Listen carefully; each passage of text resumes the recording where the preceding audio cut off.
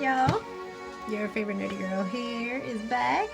Nerdygirlreviews is back, and we are reviewing Wandavision episodes 5 through 9.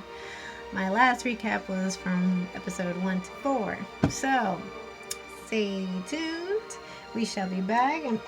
Are y'all feeling the Wandavision, the Wanda Maximoff, Scarlet Witch look I have donned?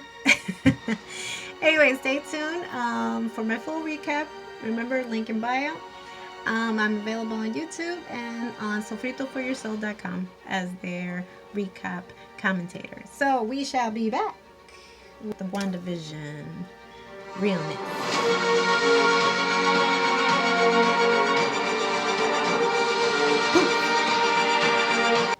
So before we get into the review, I've also donned the red, the Scarlet Witch red, and I have my little cupcakes with the little red strawberries and my tea. Let's get into this tea. Let's try this tea. Yogi tea, yes, lemon and ginger. I thought I'd start with a little quote. It's not from the Wandavision series, but I thought it went well with what I'm about to say. Accept who you are in this moment, but acknowledge who you want to become.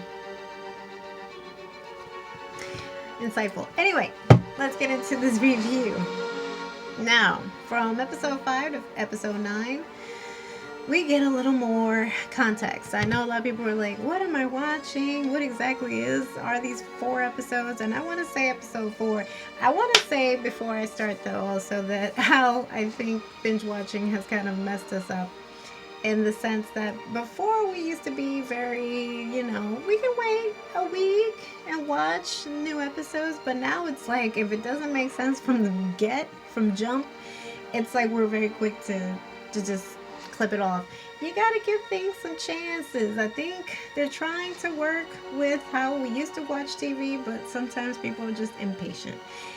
And nonetheless, I want to say how cute episode 5 was. Very reminiscent of Family Ties. Oh my god, if you loved Michael J. Fox and you reminisce over that theme music, come on. There were so many elements of that. And as we go progressively per episode, I think it goes from, hold on a sec.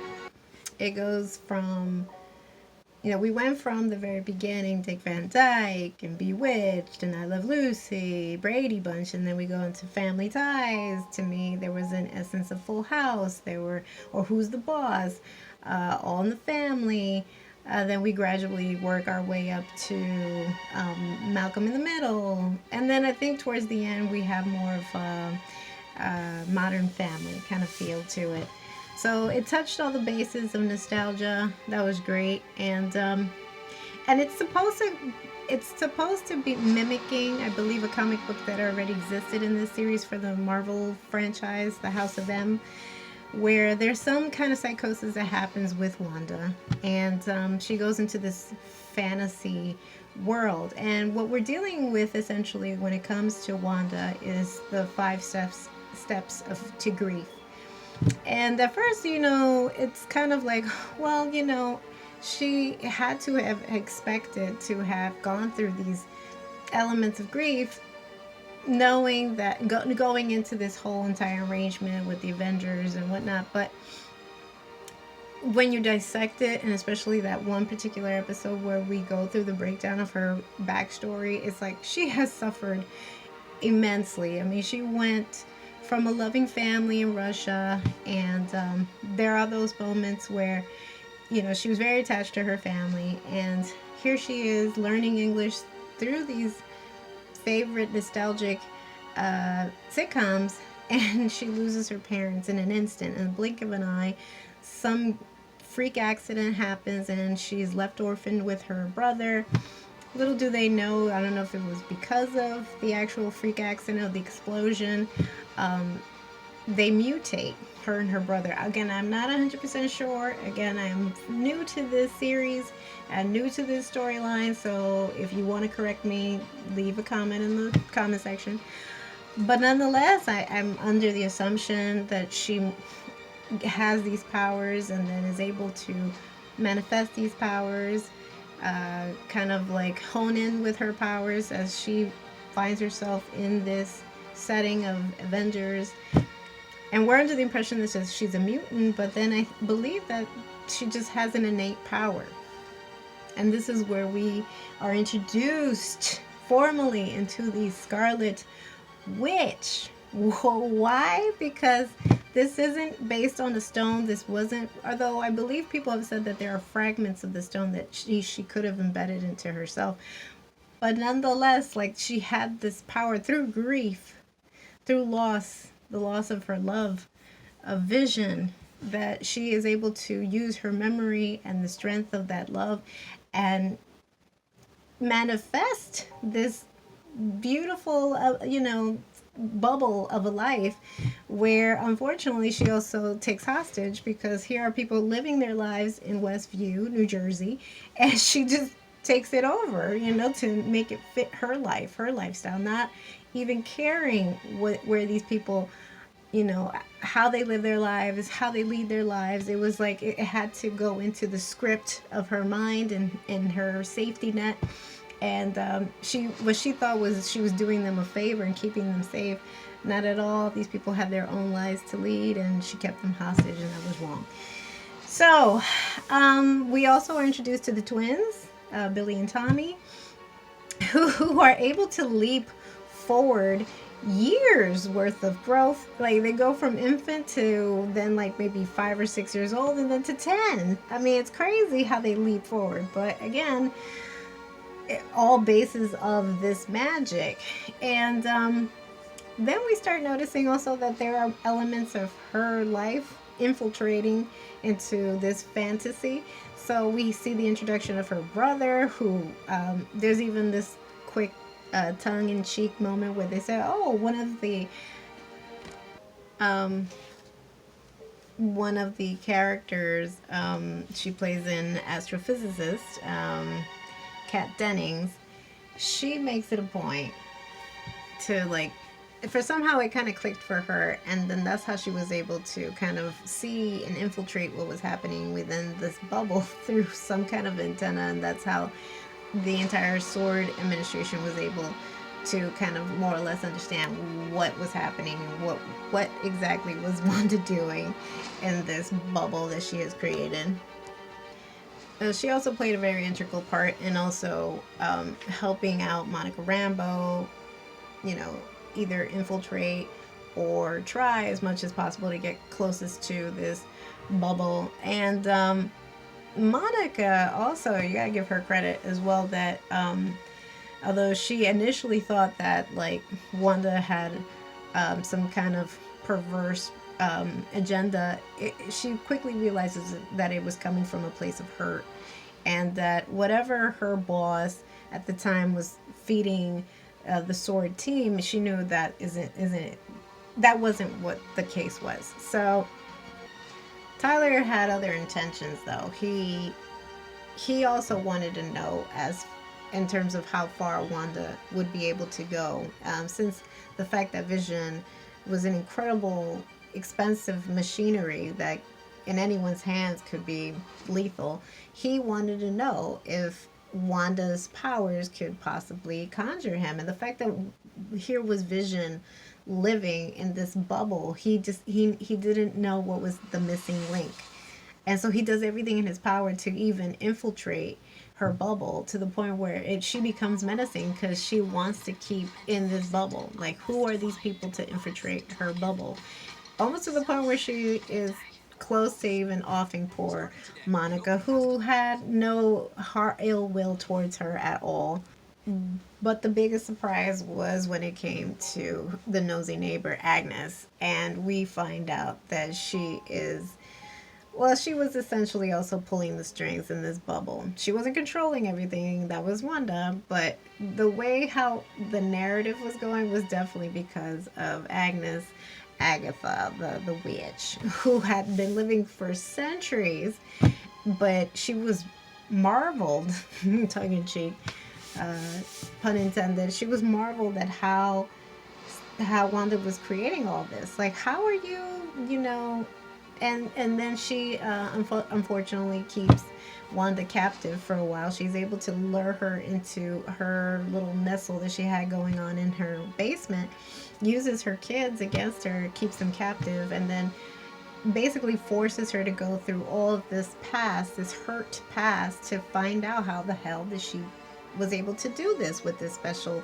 power and keep these people in this bubble. Like, how the hell? And then Wanda couldn't necessarily use her magic because, as she made clear, wherever there are runes and it is casted by that particular witch, no other witch can practice their magic. So they're basically paralyzed. And so through the whole conjuring of her past, and we see that a lot of the things that were happening were also because of Agatha's hand. We realize that Agatha realizes that Wanda is the Scarlet Witch, that she was conjuring up all this magic based on chaos magic. It wasn't incantations. There weren't things that would normally take years for a witch to learn. It was just innate. So that's where we see the clear definition of the Scarlet Witch. And at first it seems like Wanda's just had enough. She's able to fight for her kids back, and so does Vision. Vision comes back. She lets even some of the Townsies go. But then again, she realizes, like, this woman means harm, so there's no way I can kind of just let her go.